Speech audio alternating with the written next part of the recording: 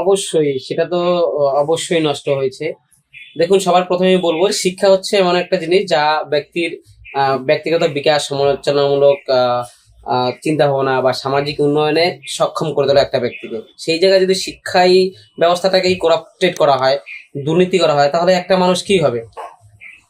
অবশ্যই সেখানে মানে মানুষের, বিশেষ করে যে যুবক যুবতীরা আছে তাদের ভবিষ্যৎ কিভাবে তৈরি করবে সে জায়গায় বাধা বিঘ্ন করেছে, ওদের মনোবল ভেঙে যাচ্ছে। তো অবশ্যই সেটাকে পাল্টানো দরকার আছে।